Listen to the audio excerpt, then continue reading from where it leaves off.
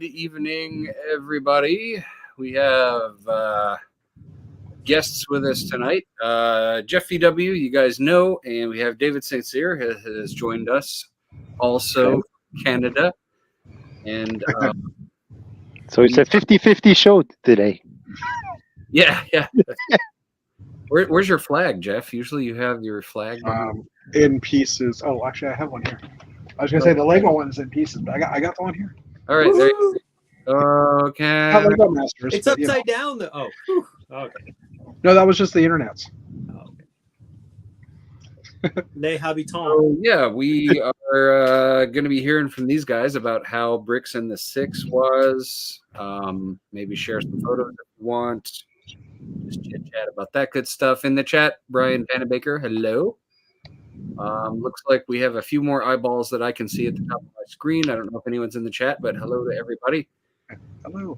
And yeah, I'm just sitting here. I'm still working on the temple, the Ninjago temple set that I was working on the other day. Matthew has brought a guest to join us this evening. Why don't you introduce your guest? So 2 weeks ago, we adopted these adorable kittens, Luke and Leia. We estimated that their birth date was around May the 4th. And I'm the big Star Wars person in the house, and I kind of tossed it out as a possible name. And Thomas thought it over, and he's like, yeah, that's pretty awesome. So they're Luke and Leia. Leia has the brown tones. Luke is just monochrome. He's like black and gray and white. And he's downstairs catching a fly in the window, so he didn't want to come up and visit with y'all today. But we also got one of those like smart cat litter automatic litter machines, and it's round. It looks kind of like a front-loading dishwasher, and it has been christened the Death Star. So when they go in there to do their business, they go in the Death Star. It's pretty awesome. So far, they have not eaten any Lego. They have not knocked anything off the shelf yet. I'm sure that will happen. But they're pretty young, and they're pretty much interested in like soft, fluffy things at this point. They haven't got to the Kittens of Destruction phase, but I'm sure that'll happen at some point. But just wanted to say hi. This is our YouTube premiere for Leia. She's getting a little sleepy. And, they're surprisingly cuddly, and they fall asleep on us all the time. So they brought a lot of joy to us and a lot of laughs because they have so much energy. This one in particular likes to climb on this like donut thing that we got. So she climbs up on top of it. Her brother gets in it, and she goes to look down at him, but instead of just looking down, she actually like flops, does a flop, lands on her back, and then looks at him that way. It's absolutely hilarious. Basically, they're made of rubber, and they flip-flop and jump on things, and they're crazy all the time. So a lot of fun. Dave, raise your mic a little bit. We hear you breathing in the background. Sorry. That's good. It was just the Darth Vader overtones. Darth Vader. Leia. Houston, we have a problem. The sound tech right now is like, grr! No. If there were a sound tech, of course. It's a professional show, you know. It is. So yeah, we how was your convention? Bricks in the Six. First of all, we probably should explain the name for Americans, because even though I grew up in Michigan, I had no idea what the Bricks in the Six referred to. Whereas Brick Fete, I could kind of figure out that that's like French Canadian festival, party. Yeah. But the Bricks in the Six was a mystery. So yeah. So Bricks in the Six. Toronto is technically 6 suburbs that amalgamated together into one. And I'm trying to think of the rapper's name, the famous Canadian Toronto rapper Drake. He decided at one point, he said he's from the 6. And meaning those six country or cities amalgamated. So I mean, we've said it's kind of a thing in Toronto is the 6 or whatever because someone famous said it. So Bricks in the Six was just a way to get a show name that isn't copying anybody else, right? So New York has the 5 boroughs, and Toronto O has the 6. The 6, yeah. I like The it. funny thing was, technically we were Bricks in the Sticks because we weren't in Toronto. We were in the outskirts of Toronto, in Mississauga. So it was kind of funny. So I saw on either your or someone else that the little tagline for the show. So folks that don't know, Mississauga is I'm assuming Native American based on the name, but the end of Mississauga is spelled Sauga. Yeah. It said the apostrophe saga continues or something like that. Yeah. The saga continues. That definitely made me chuckle. Yeah. Yeah. It's it's a good name to have, and the fact that it was in Mississauga and they did that was humorous as well. So yeah, but it's not known from like outside of the Toronto area. Like in Quebec, we never called Toronto the 6, so it's Toronto shouldn't call itself the 6 either, for the record. But it's a rebranding. So, but yeah. I don't know. I mean, it's like I said, it's trying to find a unique name that still says, "Hey, we're a Lego show," and I mean, it does cater to the local crowd, probably like with fans coming in and stuff, or public coming in. So it makes sense. The kitty cat's asleep. But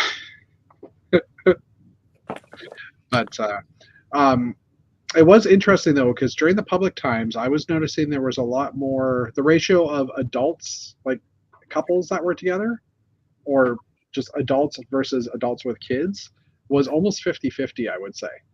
Like there were, probably not, but like there were a lot of adults just walking around looking at the show and stuff, and like no kids tagging along. So it's kind of a different, like kind of different from the previous years of doing events. I mean, I didn't really pay attention at like Chicago or anywhere else technically. So was your impression that it is attracting more AFOLs, like the adults who are there are people who build Lego? Yeah, I think so. Like there's people there. There were definitely people there that was like, "Oh, I have that set and stuff," and like it wasn't I had, it was I have, right? Things like that. Or my kids built that set. Yeah. I think it goes along with how Lego is trying to reach out to young adults and with that model for adults also, and they're and even in Quebec, the last 2 shows we did last year and this year, we've seen an increase in the number of adults versus the number of kids. We always thought that for ticket sales it would be 2 kids for 1 adult, but in fact it's quite the opposite. It's 2 adults for 1 kid. So in the numbers are showing that more adults are visiting shows than actual kids. So interesting. Sorry, I'm trying to full screen something here. I don't know if we. I think this is the first time David St. Cyr's ever been on. And for those who don't know, he's not from Toronto. Tell us where you're from. No, I'm from. Well, I'm actually living in Laval, which is the suburb of Montreal in Quebec. So, and English is not my first language; it's my second language. So, you pardon if I if I like stutter or make a few mistakes along the way. Case in point. Case in point. You would not want to hear me speak French. Trust me. So very sympathetic. Yeah, it's. But you've been in the chat for many years as well. Yeah, I've been in the chat. I've been in the community for like since 2000. My first like glimpse at the community was actually on the old fbtb.net forums, where I used to be a moderator there. So, and at that time it was known as the kiddie pool of the Lego community. So, but that was my like introduction to the Lego community, and then I was one of the founding members of the Kellogg, which is Quebec Lego User Group. I know it sounds like the cereal box, but it's actually Quebec Lego User Group. So I was one of the founding members, along with Pierre Normandin Who's now working at Lego? which now work as a designer at Lego. So, and I've been involved in the communities ever since. And now I'm in the organizing committee of Bricomanie, which is a convention that is happening in Quebec in September. So, and Jeff is coming. I am. And we know from Mr. VW being on here before that he has a huge castle he's been working on for multiple years, and of course his Spaceman mosaic. What themes and subject matter do you like to build with Lego? I'm actually a big space fan, classic space fan, and for the last more than 10 years, I first displayed a space base back in 2008. It was 2 tables only, and it was outside and on a sunny day at a small event. But ever since, my space base has been growing, and now I typically display a moon base layout all by myself. I'm big into moon base. It's inspired by classic space, but I let myself go, and I have a nice planet module now on my layout, and now it's becoming quite big because at Bricks in the Six my layout was 7.5 feet across by 12 feet 12. long. And I'm impressed that you didn't use meters. So thank you for our American viewers. When we measure things, we use feet in most cases, feet and inches. Is that right? Okay. Yeah. Interesting. Yeah, because all the tables are like 6 foot by 2.5 foot, right? It's just or 8 foot by 2.5. So yeah. So and it's weird. Yeah. But base plates are metric, so like when we start talking about, if we could switch over to studs, it's like 15 centimeters is 32 studs or whatever. Is that right? I honestly don't know. What is the metric measurement of a standard 32 by 32 base plate? Do you know? It's 12 by 12 inches. It's 10 by 10 inches. I think. I don't know. I just in my head I know some of the metric. Like 2.5 feet is 3 base plates, right? Is three 32. He's our handyman with the equipment. He was the only one at the show with the measuring tape too. I was the only one at the show with the measuring tape. It's actually 25.5 centimeters. Oh, okay. So if I read these, maybe it's the 48 that's maybe it's the 48 that's a metric size. Anyway, who cares? Honestly. Well, it is interesting though. I mean, obviously, they've been using the metric system in Denmark since whenever. So it wouldn't at all be surprising if the base plates were worked out to some unit of the metric system, given that was the original consumer base that they were appealing to. So yeah, and in my head, I think a stud is 0.6 of a centimeter or something like that. Okay. And the width of one brick is 0.6 centimeter. Okay. So they didn't round it to make it easy in metric. So, which is kind of strange. Like if it had been half a centimeter, that would have made sense. Yeah. Or if it had been a full centimeter, that also would have made sense. But the 0.6, 0.6 doesn't multiply as smoothly as other fractions. Yeah. So it's crazy. We can't hear you. You're muted, Mark. Sorry, I muted myself to dump out a bag of brick. Did you want to share some photos of the event? I've queued one up, and Dave, when you want to do one after or same time.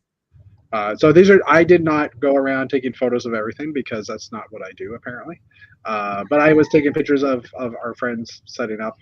That would be, Dave Koudys and some other people. Chantel, who's been, she had a show during COVID as well, and Derek Raycraft, who's been in our show, and Dave's son, who basically sat like this the whole time playing games. Actually, David won Best in Show, so he was the only award giving out at Bricks in the Six, and he won actually. So. Yeah, even though he had lights that weren't working. Oh. So we were bugging him about that. I love the up arrow. Table or desk. I'm not sure. Those are actually transport crates. Are they? Yeah, he brings his stuff all in these crates, and he uses these crates he To brings support. that whole setup and doesn't need any tables. He actually is all by himself. He brings this and puts it all by himself. So Yeah. it's I quite think he's impressive. I think it's 6 crates, and then the gray one that you see here, which is the newest one he's created, which is his electronics thing, and then just the 2x4s that he uses for the wood that he uses for the base, and everything else fits inside. So all of his modules are on plywood, and they basically just slide into one of the crates and such. All his ships fit into foam padded areas in some of those crates and stuff too. It's crazy how he's managed to fit it all in. Jeff, I would say if you want any more pictures of Bricks in the Six, I know Abner posted a fair number on his Facebook. So Okay, yeah. if you're looking for like any builds of specific, source. Yep. check Abner's Facebook because Yep, he comes to conventions and takes a lot Yep. of pictures. Yep, except for Atlanta Bricon, he didn't go there. Uh, But he said he's going to try to next year. So that's when we've arrived. When Abner makes us a destination. yeah. Right. Well, I mean, he's I was asking him about Brickham NE because that's in September, but it's the same weekend as Scareback. Yeah. He's not going to be able to. He's like, I have to choose, and I'm like, okay, I can understand your choice because go to the motherland of Denmark or Quebec. No insult, Dave, but all the way. No, And- that would be hard to pass up Scareback. If I had a chance to go, I would be Yeah. very inclined to go to Scareback myself. So So this mock, this is like Thursday morning. I came into the room. No, maybe this is even Wednesday evening. They let us set up early, and this is a guy named Sam. I can't read his name here. Sam M. And he's from Edmonton. He actually drove across the country. He drove for 4 days from Whoa. Edmonton to Toronto in his car, and everything was saran wrapped and packed into the back. We helped unload him when he got in. And on his way back, he's stopping at 2 other conventions on his way back because there's a couple of different smaller conventions in Manitoba and Saskatchewan that happen to fall in the next couple of weeks. So he decided to just do a road trip and come back and do that. So he may also be someone that you hear of in the future. That's all I'll say. Yeah. Would he maybe have appeared in a recent TV commercial? Is what you're suggesting? He may have had an appearance in a recent TV commercial, but I haven't seen said TV commercial to confirm that because okay. said TV commercial is actually blocked in Canada. What? On YouTube. Yeah, Fox blocks. And he was asked if he was in the said TV commercial, and he neither denied or confirmed the information, even though we had this picture and him standing right next to him. So I'm aware that certain people have not been released for their NDAs, and so when the commercial came out, I tagged both of them in a post, and I said, sure looks like these people are in this TV commercial because they can't tag themselves. Yeah. So a couple of the Ottawa guys that were Rob and Mike, and you can see Dave's layout in the background starting up. So this is Thursday morning. So Dave and I both set up our layouts, and we started Thursday morning. I'll get back to that one. We started Thursday morning. Yeah, we'll get back to that. And we both finished Friday afternoon about 3:00. And during the setup, Dave said to me, "I'll race you." I figured he'd be done way before me because this is on the ground. It's level, it's flat, whatever. And I was surprised how long it took him, but it was very well detailed, and that's also why. And I won't comment that I actually set up 4 mocks during the same period of time. But you did get help setting up. Yeah, I got a little bit of help setting up. You got it. Yeah, you got some help from Derek, and I think Chantel also helped you out. So well, minorly, for that one, but on the other hand, I had no help. I had no help. So. Fair enough. Anyway, so yeah, this is one of the bridges I saw that one of the Toronto Lego Group guys built, and I saw that art. I saw the track, and I'm like, that looks beautiful. I don't know if it's going to be supported enough. Yeah. Because It's I don't know. aesthetically very pleasing. It's aesthetically extremely pleasing, but I don't know. I mean, I guess it could be structurally sound, but I'm Do you not sure. think Anyways, I think the middle of the bridge is what gives it really, that yeah. structural Agreed. And this is sturdiness. just our look and feel. do you think it's decorative, the curvature? Pretty Yeah, much. totally. But it does look like it's a pretty interesting idea. I never thought about doing that. Yeah. We did our dirty brickster. We held a couple of dirty brickster ones, and this was one of the boxes that was brought up to the table. I ran the event, and I had to take a picture of it because it definitely wasn't a friend set. It was a Star Wars set because that's the box I ended up opening up, and I ended up with a T-16 Skyhopper. But it was just kind of funny because it was like everybody's worried about getting friend sets. So I thought that the joke was that it was going to be a friend set. I thought it was going to be too. Okay. But then I opened it. I'm like, oh no, it's not. But I mean, even the box design, like the friend sets, I think they're still the scalloped type of boxes, right? True. That's true. So, oh yeah, Dave Koudys is colorblind. Can you tell how I know that? He needs to keep a little collection of slopes with him.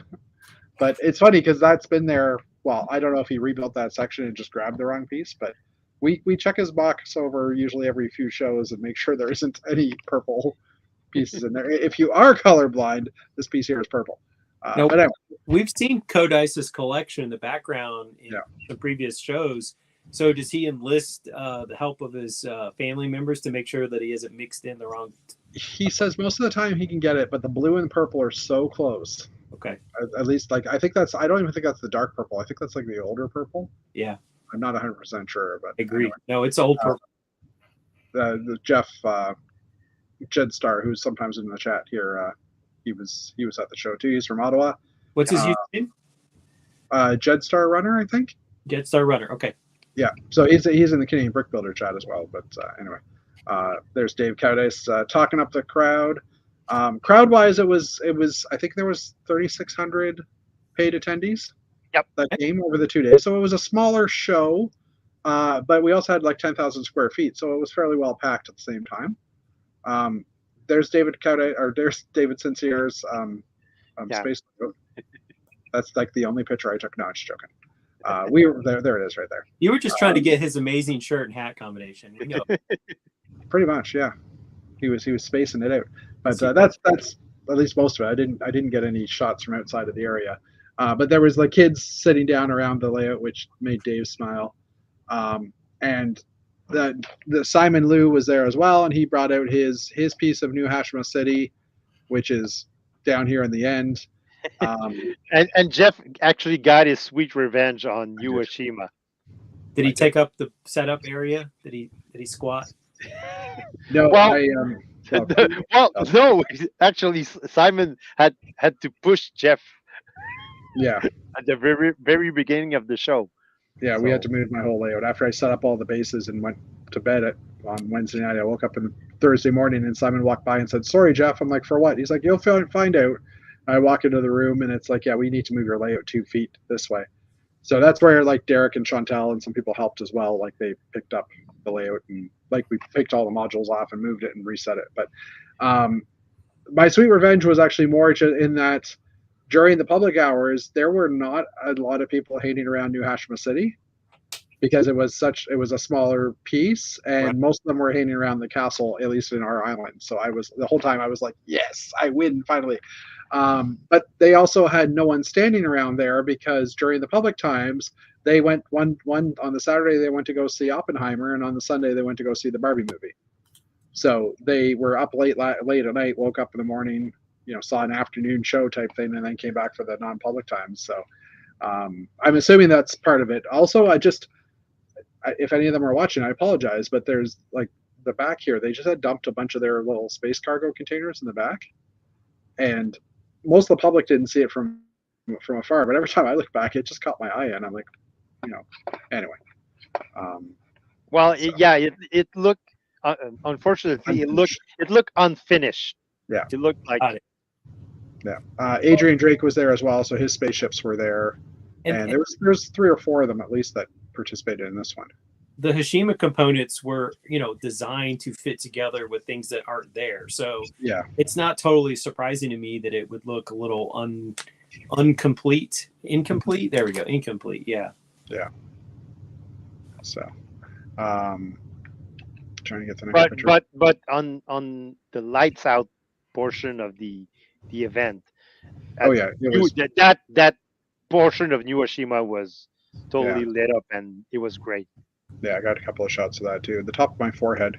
I think that's just because I was taking a picture just to see how the crowd was behind us. The 501st was there as well. This is that droid from what's the movie? What's the show called? Andor. I think this was supposed to be the Andor droid. It didn't quite look right, but it was. And it was playing like pop-up music, and yeah, it was playing music. Oh, that's fun. So, Bricks of the Six was broken into 2 rooms. So we had a 10,000 square foot ballroom where all the mocks were in, and then there was like this room, which was like 6,000 or 7,000 square feet, where it was in the front, it was all the kids' activities, and in the back was all the vendors. And this is me walking in probably like an hour into the show on the Saturday, and it was freaking hot. Like the air conditioner was not keeping up with the amount of people in the room, and B, you couldn't get to the vendors in the back at all. So, like it was a little oven in there. I was surprised that many people were actually in there. I walked by on the Sunday afternoon, and you would pass these doors, and it was just like a sauna. You could feel the heat radiating from the room. So yeah. Some more of the 501st. There were some interesting costumes. There was some interesting new dress up. I saw one of the Bad Batch characters, and I actually have a picture of it, but I don't think I threw it into this folder. Lights Out. So, ooh, was this Drink? No, this was someone else. Someone had built an Avengers Tower. Obviously fully lit. It looks nice. Fully detailed. Yeah, it was pretty decent. And that mock came alive when they had the lights out, because with the lights on, it was a good mock, but you didn't notice it. But when lights out came, wow, just amazing. Zoom in again. Oh, I took a couple of pictures of that. Is that one supposed to do video? I see it. Oh, huh? Okay, I don't know what that was. So Michael Gale was there. He's from Ottawa. He runs FX Bricks, so he's a customizer, electronics type guy. So he had trains running around the layout that were fully lit, fully automated. Well, not automated, but like different controllers. He was using his own type of controller. They were making sound as well, so it actually sounded like the trains going down the tracks in Toronto and stuff. It really looked like a model train layout and not a Lego layout. He also did on the side of it. They also had a Schitt's Creek setup. So this is like the interior of the Schitt's Creek buildings, the Rose Apothecary. In the previous picture, I like the vertical rods there on the right hand side. Those are those whip antennas. Actually, is that what they use? Okay. Yeah, it looks. Yeah, they are. And then the Rose Apothecary and I forget what this one's called, Cafe Tropical. I haven't watched the movie or the show for a while, but the main hotel and stuff as well. Just really well lit. This one I absolutely love. This is a video. I'm just going to mute it. I don't know if you can actually hear it, but it's just a set of those quarter round dots basically. And the next picture actually shows what it looks like, but he had a light focused on it that would go through a color wheel. So as it's changing, it's like it's hard to even tell what some of these colors are, right? Because like some of them are turning blue when they're actually red or pink, or like green and reds, right? I got a chance to see it in person at Brick World. And was it at Brick World? It was, yeah. Okay, and this also won the contest for the puzzle set that Lego had. They had the company that makes the puzzles for Lego had a contest where if you submitted your art, they would choose one or two, I forget how many entries, and make a puzzle out of it. And this one actually won the puzzle contest, but he got basically 50 copies of the set. They're not allowed to sell them because Lego would have to give permissions or all this stuff. Like, it was some kind of weird issues that he couldn't sell it, but he got copies of the set. So, and they ended up auctioning one of those off, and I didn't know. Oh, and this is a funny story too. Dave Koudys' layout, on one of the pads, he, like, someone walked by and said, "Oh, can I put one of my ships on your pads and take a picture?" And he's like, "Yeah, sure." And then Dave's looking at it and he's like, "Actually, do you mind if I leave it here for the weekend?"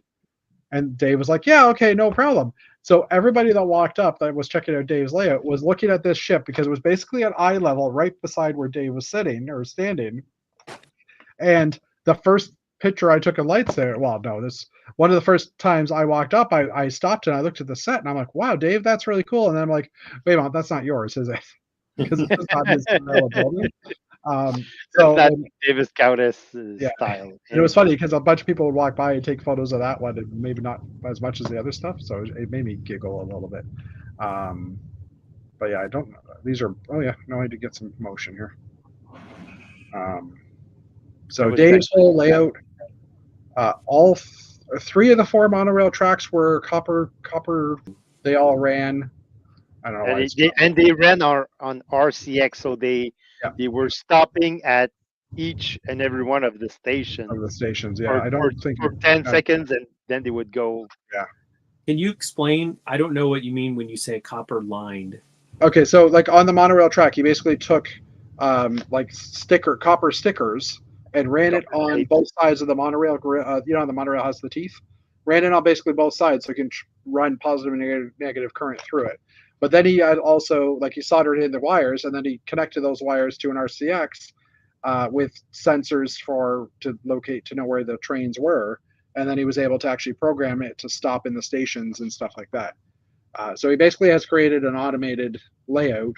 Well, you know what I mean, like a layout that shouldn't work the way it is because it's monorail and it's supposed to just keep on going and going and going and never stop. Yeah, and the first thought for putting down copper tapes on his monorail was to save on batteries. He didn't want to change the batteries all the time on his monorail, but then he got to thinking that, I have all these RCX, I can program them, and so he basically plugged all his tracks on the RCX, and battery powered bricks rotor right. Think slot car racers. So it's basically like he has metal conduits or metal wires that run off that. So basically, he's soldered in on the underside of all his monorail tracks. He's soldering in a couple of plates with springs underneath it, and that's wired directly into the monorail. So he's bastardized some Lego, but for a good purpose. Like, the end result was worth it. Well, the lights look pretty impressive, I have to say. Oh yeah, and it was beautifully lit. He's got EL wire around all the pads and stuff like that as well. So yeah, Dave's layout was like the most lit. Besides New Oshima, it was the most. Yeah, like New Oshima. This is David's layout, and New Oshima is up here, and you can just see the glow of it compared to, it was lighting up the castle basically, and the castle's on this side. But yeah, Dave also had some lighting on his. Not as much as David Koudys, though. Yeah. Well, but that's a work in progress too, right? You can light it as you go. Got a couple of shots of his layout. Again, you can see the glow from New Hashima City. I think most of that is New Hashima glow versus lit box. So yeah, the New Hashima section that was there. So it's kind of like the island that, or the cargo island that. It was the docks, I think. The docks, yeah. So no train running through it, like that stuff wasn't here or anything. But so a few shots of it from the different angles. Sam's cargo or Star Wars based hangar as well, which got more decorations. You can see there's better more trees and stuff on top. So the lighting looks good on that, yeah, lighting's pretty cool. There's not a lot of lighting on the outside. It was all mainly from the docking bay area, the entry barrier area, but still looks behind the mock was all lit. All the hangar was lit, but not the outside. Yeah. We had some Blacktron 2 mocks here that were lit. So the weird thing was, like, the hall was 10,000 square feet, and outside was kind of an atrium that goes around or another hallway that goes around that ends, right? Like it just stops at the back of the hall. So we had mocks in the main hall and then in those corridors as well. So people ended up picking their tables up and carrying them into the hall if they were lit so that they would get the lights out effect. So it was kind of interesting that that ended up happening. But I think actually that's where this one came from. This one was carried in. Yeah, it was the Iron Man all of armor. Yeah, so you can see all the armor. I didn't get a good shot of this one, unfortunately. Yep. These are the Daves I know. On the second day. The duo of Daves. The duo of Daves, yes. Duo of classic space Daves. Yeah, like most events, Sunday morning was pretty quiet for crowd-wise, so we were just sitting around. Oh, there's that actual mock that was lit earlier. Yep. I believe that was Dave Sheffield from Brick that brought that, if I remember correctly. Yes. Yeah, that sounds about right. I was talking to him, but I didn't catch his name, and I literally cut off his name. He was the one who was attacked by deer on his drive home. Yes. Okay. So I'm very happy to see that did not get destroyed, unlike other things in the car. His car was completely totaled to the point where when you saw it, you were like, holy cow. He did get at the start of the show. Graham and Joseph Opera, they both gave him. They basically rebuilt the Brick Nerd logo, but like as a giant Brick Nerd logo. And that was the same, almost the same scale that was in Chicago. That was almost the same one that got really destroyed. nice. I think it was bigger. I think that one was actually bigger. Joseph got it bigger. I'm not sure about that because it was pretty huge, the one in Chicago. But anyway. They said it was bigger, but okay, fair enough. I'm not gonna argue with Graham and Joseph, but they say it was bigger. So they basically rebuilt Brick Nerd and they gave it back to David. So that's very kind.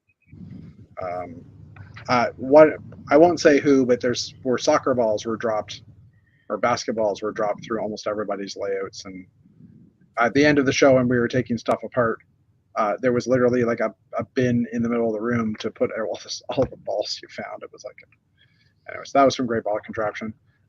So David Sensier does not like helicopters. I found this out this week because when I gifted him a couple of little polybag helicopters, he decided to take my my hotel mock and put a helicopter on top, which I ended up managing to sneak back into his bin. Although I think he figured that out. Yeah. But, question about your Fairmont. Is that a custom sticker that you created, or no? It's actually an engraving done. Is it really? It's engraved directly into clear plastic. Yeah. Jealous Panda was the one who did it for me, which is a local Toronto person that does stuff. So I've always had the idea because the Fairmount sign actually lights up, I think, bright orange, like neon orange almost. And I'm holding it in with 3 of those dark gray clips, the dark bluish gray clips, and I've been debating whether or not to switch those out with the translucent orange ones and actually shine light up through it, because I think that would just carry the light right through. But I'm not 100% sure. But that's one of the things I've been thinking about doing to it, but I've never really bothered. Because again, this was not in lights out area. It was in the hallway. A couple of shots of my castle. Aerial shots. Look at those octagons. Yeah. And then Graham. So this guy is named Justin, and he does artwork where he takes a photo of like his sig fig with things and like purposely out of focus and stuff. But he makes it look like the figs in the world type thing. Cool. And he auctioned off this piece at the charity auction. And Graham ended up buying it. I forget what the price was for it. It went pretty high. I know it went into the hundreds of dollars, I think. Yeah. Wow. And Graham, who is the organizer of Bricks and the Six, the main organizer, he ended up buying it. So I happened to walk by when they were doing the shots of, him handing over the picture at the end. So and Justin actually made me think of you, Matthew, because he told me that he was in the park lying down to take a photo and someone came over and said, "Are you okay? You need help? Did you fall over?" And he was like, "No, I'm just taking a picture of my." Yeah. Because that happened to Matt too. I'm Yeah. pretty sure. I remember Yeah. that. I forgot what it was about, but I took my Garden Explorer out to a local park to oh look yeah, at yeah, mountain vegetation, and I'm stretched out, getting my cell phone all the way down on the ground, trying to, get the background what I want. And some people are like, "Sir, do you need help?" And I'm like, "Nope, just take a picture." awesome. I'm just pulling up Abner's. Dave, did you have any to share or? No, you pretty Okay. much share all the pictures that I had. So Yeah, I'm just trying to find. Has Abner actually posted some? Oh yeah. Well, here's. yeah, he posted some, but he did not take all of the that was in the show. So another one is Dave's layouts, which is still amazing. Where's my volume? So Dave's again fully lit, fully beautiful. Maybe is this pre-trains running on it? Oh no, so yeah, like this rocket car, you'll see them stop. Oh well, maybe not because the video is too short. But it's coming around the corner there. Oh no, that's the one line that doesn't work. Crap. Okay. And the way he actually did that was to have a sensor. You had a light sensor, and when the train would cut would activate the light sensor, the clock would reset on his program, Yeah. and the train It was would. all timing, right? It was all timing. So Yeah. This might have been before Dave got it all set up because he was doing the coding at the show. Yeah, because these guys aren't stopping right now, so maybe Yeah. he's got one later on. How long did he take to set that up? That looks like a lot of setup time. He took his time, but he said he could set it up in 2 hours Holy without the wow. lighting configuration. Because I think overall it took like with the programming, it took him about 5 hours, and it was Yeah. all set up. That's impressive. yeah, and that's why like everything's pre-built in his containers. So even with the wiring, like he's just got a big like one of the old computer ribbons that he runs underneath the layout that's got different connectors on each of the ribbons, like on each of the lines. So I think he said it only adds like 30 minutes to an hour or so for setting up the lighting. But again, he was taking his time because he was talking to people and stuff. So that's my ship. I built that for him years ago, and he won that in an auction Nice. at BrickFet Days. Let's see if this one stops. It should stop right here. Yeah, probably. Is that there? It's not. How come none of his are stopping? They're trying to make Yes. it bad. Well, maybe that one didn't stop because it actually dropped. Oh, Because that was the one that fell. yeah, Um, that's the train that got derailed at the start yeah, of the it's show. possible. Yeah, someone put a squirrel on his layout, but it actually ended up derailing one of the the monorail trains, which fell to the floor. And Dave wasn't there because Dave was going to lunch or something with a group of people, and another AFOL comes running up to me saying, "Hey, one of Dave's train fell on the floor." So I'm like, "Okay." So I went over. I looked at the train. I started to put it back together, but I did text message Dave saying, "Well, one of your train just fell. Might want to come over." And he was actually on his way out.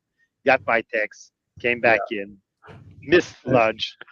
Oh. Okay, one of these technically should stop if Abner actually gets it. No, he must have been turned off during the lights out. Probably. Oh, no light sensors.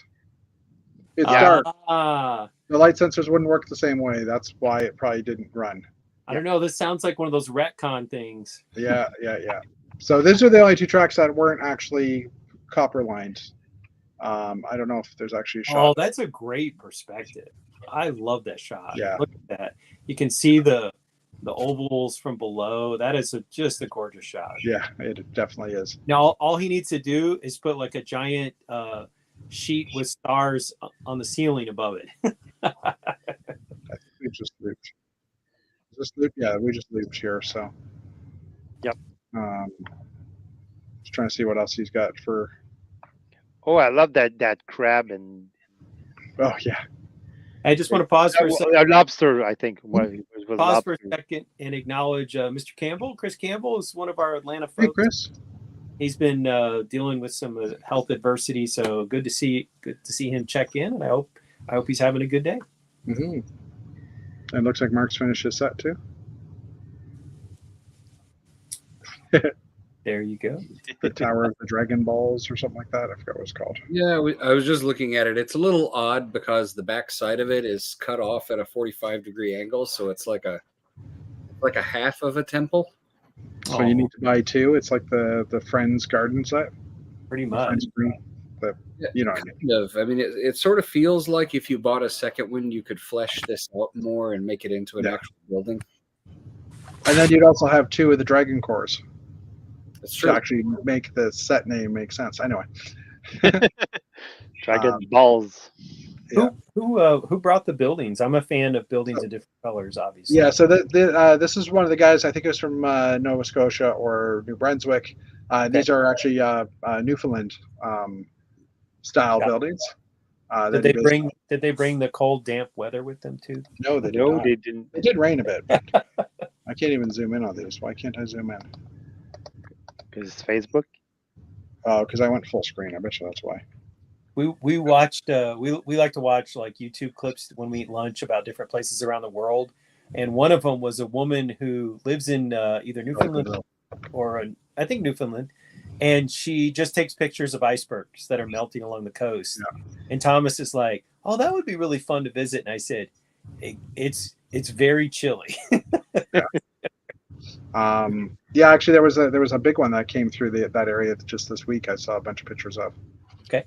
So yeah, the Chris R and Nathan are from St. John's. Yeah. St. John's. Well, I mean, they're not from St. John's, but that's where the buildings are. St. John's. Got it. So the whole maritime lug area was over here, which is, New Brunswick, Nova Scotia. This lobster trap was absolutely hilarious because A, it had a lobster, B, it was a trap, C, inside, it's a trap, and inside was Admiral Akbar riding a small lobster with an it's a trap. It was funny. Not only that, we had the clams outside, and it was quite humorous. A multi-layered joke. I like yes. Yep. And technically, they could enter it under the best Star Wars build too. So. Yeah, there you go. Yeah, there weren't any actual awards other than the best in show that they gave Dave Koudys, but so you guys have seen. I know in Chicago last year there was the big Saturn V rocket in the middle of the room. Yes. That Saturn V rocket actually made it here. Abner doesn't have a picture of it right here, but there's a cross section of it. And he brought a whole bunch of other, space-related models and stuff as well. Nick, winner of Lego Masters Season 3 spoilers, he was there as well because Toronto is his hometown, and so he had some of his mocks out, which is like a little Mario Kart. So he had basically a bunch of different gaming worlds of different things. So I think this was The Simpsons, this is Mario Kart. Some of them I didn't recognize, but I did get a picture with him. So. Oh yeah, you did. Yeah, Mario. I think this was starts with an O. That gaming system series that came out. Overwatch. Yeah, Overwatch. That's the words I was looking for. Anyway. I believe our own Mr. Sandlin has done the Miss Pac-Man layout. Is that correct? Mark, did you build the Pac-Man? I saw once at one of our lug meetings. I thought it was you, but maybe. Nope, it was not me. Okay. We had some album covers as well, done by I don't know who, Nick Brick.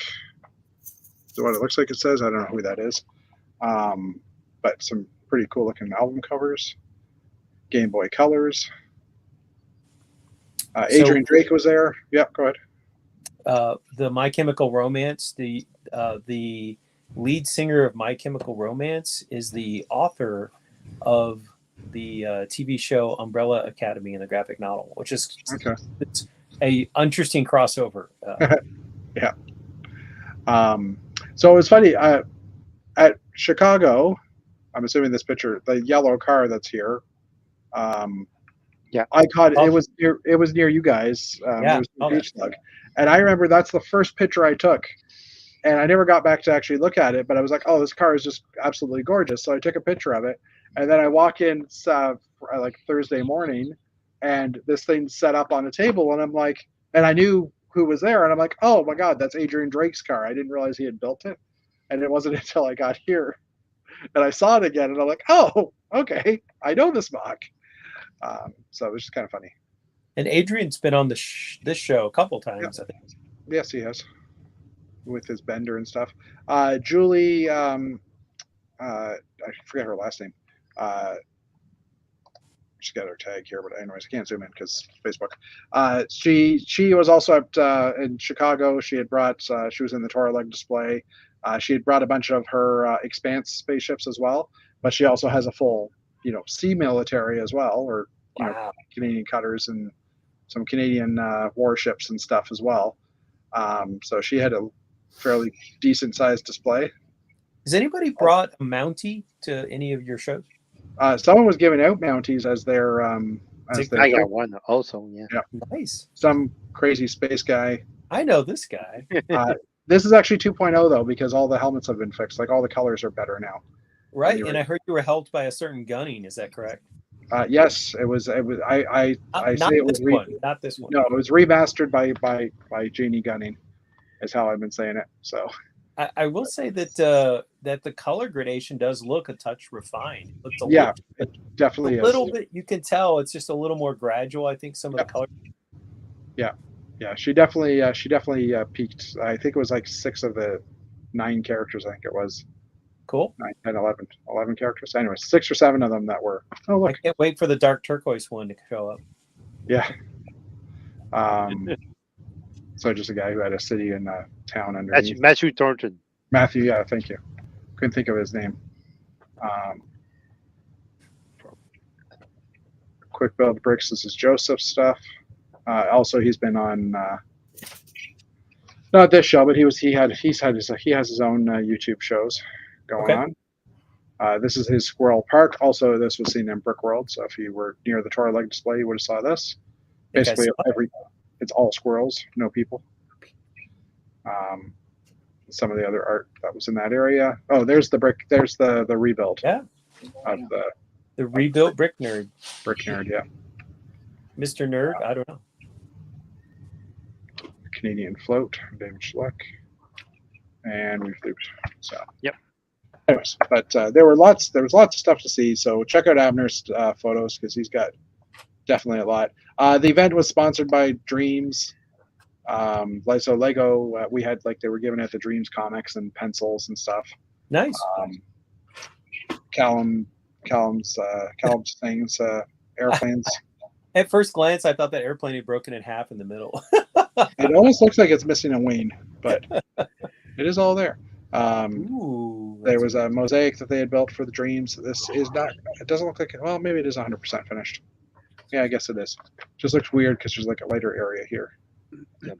But someone that did 1999. Exactly.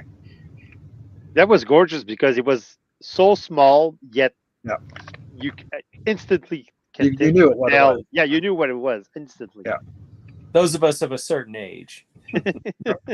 So Dave's control center even had room for his wireless or his charger to go in, so he could charge his phone. Nice. That was funny. He thought of a place to put his phone. I guess someone brought one of the Technic models out to take pictures of them, or all of them. Ooh, that's cool. It's got a cherry picker thing. Fire rescue. You can see the Mountie actually sitting up front here, so that was someone giving out their tokens. Didn't actually find out who that was, but so we're curious with the Mountie. Did they use an existing torso? Or did they have it custom printed? I've got one upstairs, but I don't know which bin it's in, so I'd have to go track it down. I'll get back to you on that. How about that? Sure. Maybe I'll get one next year. I plan to go There to you go. Brixton 6 in 2024, so that'll be fun. There you go. I'd love to add a Mr. Mountie to my layout. So, ooh, go back to the orange for a second. The piggyback. That's a Real lot card? of printing. Yeah, that's interesting. So, Callum, he was the guy that was telling people where to set up their mocks, and the guy who made me have to move my mock. But anyways, his airport was there, which is a gorgeous airport, like gorgeous plane, and he had his other planes on display as well, in a place where no one would knock them over. These guys, I think these two were both at Brickworld last year, I recall, because that Segway, it was motorized, and I didn't think they were Canadians, but there were a few Americans there, so I don't know 100%. Maybe they're like upstate New Yorkers or something. Yeah, it could be. Yeah, because the Buffalo lug was there. Yeah. They were in the Buffalo wing of the building, which was a joke for Buffalo wings. Anyways. Is that okay? Oh, that's a loop too. I hope if I come next summer, I'm in the Atlanta wing. Yeah, it'll be somewhere right in the parking lot where it's nice and hot. Well, if I come, I need a wall to lean the mosaic against. If I could be out in the hallway for all practical purposes. Yeah, this is true. So, but yeah, so there's and there's Dave, Brick Nerd guy. Oh yeah, that's him there. Yeah, good point. And last but not least, I'll show these ones because this guy is people might know him already by seeing his sets. Was it Locks Lego? I think it's called. So he builds custom Technic cars, puts the instructions on his Remarkable website and yeah. And rumor has it that he makes enough sales on just doing that once a month to basically survive.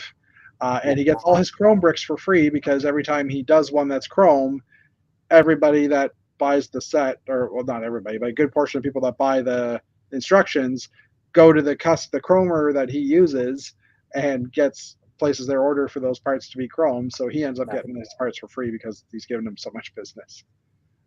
A sweet gig. Yeah, there's some pretty nice looking cars in here. I'm not a big fan of the chrome ones personally, but he had a bunch of different color cars that were all, looking at them, like Ferrari F40, I think was his latest one that he just created. And it's actually this guy over here, not the guy here, but they were both kind of hanging out and talking. So, yeah, that's a loop. So, but yeah, that's. Looks like everybody had a good time. Yep. Yeah, I would say so. It was a fun event. We're pretty sure there'll be one next year. 180 AFOL registration. Yeah. So that I was amazed by that number, and we actually talked to Graham yesterday on Jeff's show, and he's on our show, for the record. It's mostly your show, but I'm there to comment. But we did talk to Graham, and I think he didn't confirm anything, but I think he was satisfied enough that he's probably gonna organize a new edition next year. So.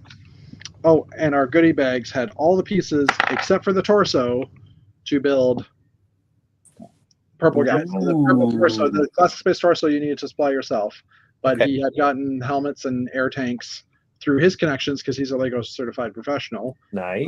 Not to mention things like the Fron pieces and stuff, things that haven't quite made it out to the real world.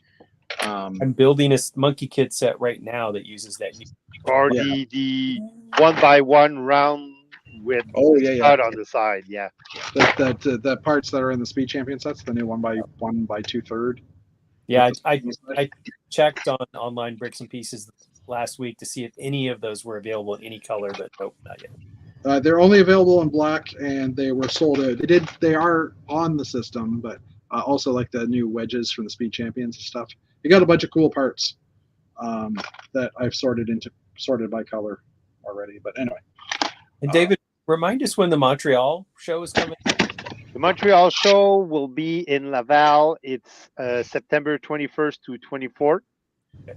Registration is still going on. You can still take advantage of the $75 Canadian rate. It's like $10 until American.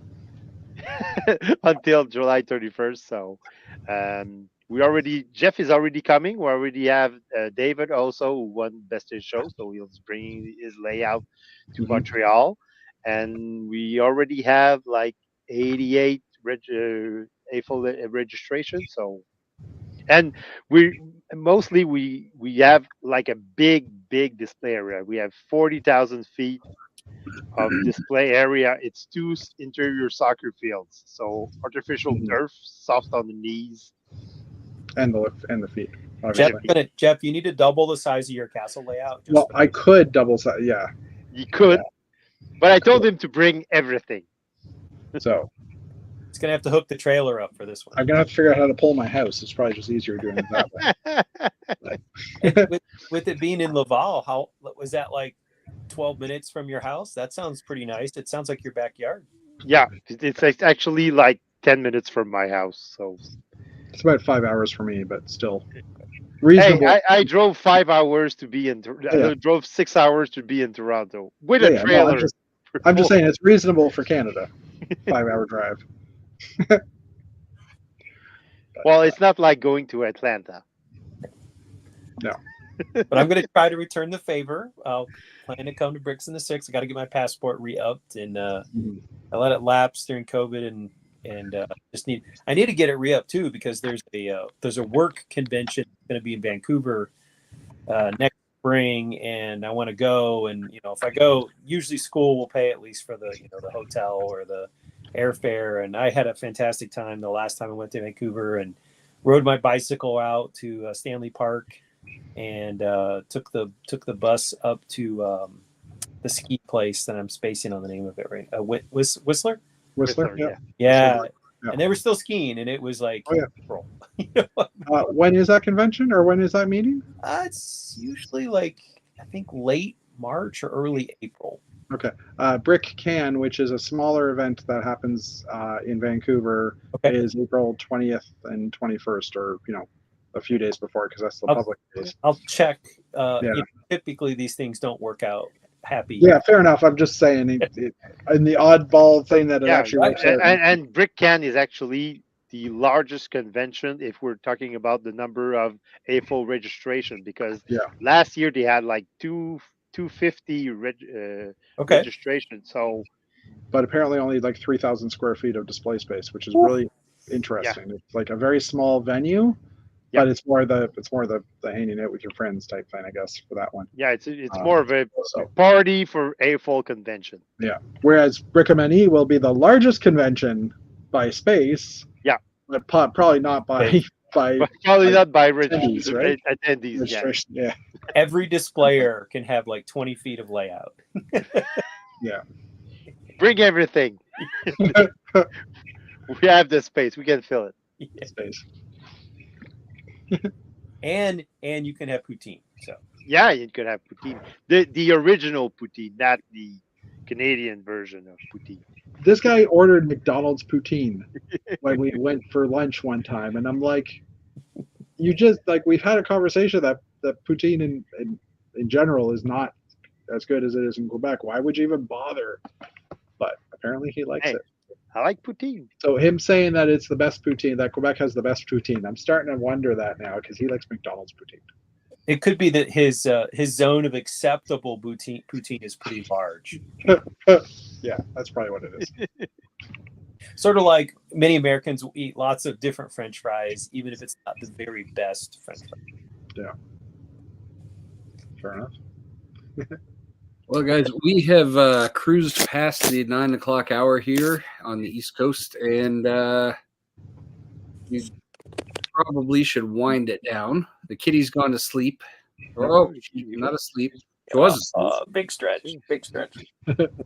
But thank you guys for talking about the convention and showing us the photos and everything. That's really great. It's always a lot of fun when friends can come together and build and talk and hang out and show off all the stuff we build. Yeah.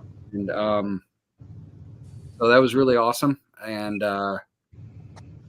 we will hopefully, I I think by Monday, Chris will be back from vacation and maybe join us again on the show. It feels like it's been forever since he's been on the show. It's been a busy summer, but we'll have to check and make sure there's no moss growing on his chair. Yeah. But thank you, everybody, for joining us, everyone in the chat. And we will see you guys on Monday for our usual Messy Monday show on Old Gray Bricks. So have a great weekend, and we will see you at the usual time on Monday. So Bye. good night, everybody. Yes, I hit the button. Yeah.